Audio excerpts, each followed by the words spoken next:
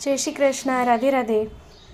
વૈષ્ણવ, આજે કોઈ રેસીપી લઈને નથી આવી, ફક્ત વસ્તુમાં ઓળખાણ આપને કરાવી રહી છું કે રતાળું, ત્રણેય વસ્તુ રતાળું છે. શકરકંદ, રતાળું અને આ સૂરણ.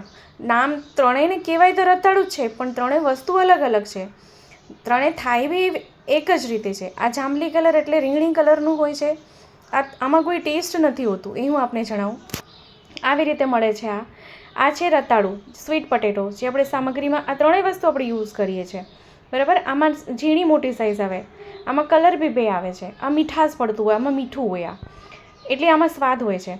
અને આ છે સૂરણ. સૂરણ ચિકાસ પડતું હોય છે, અને એ જ્યારે આપણે સીધ કરીએ ત્યારે હાથમાં આપણને ખંજવાળ આવે, એટલે બળે છે.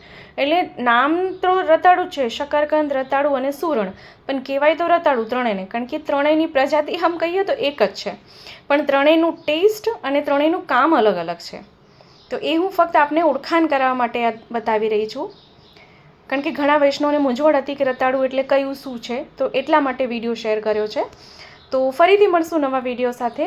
ત્યાં સુધી આપ સૌને મારા જય શ્રી કૃષ્ણ.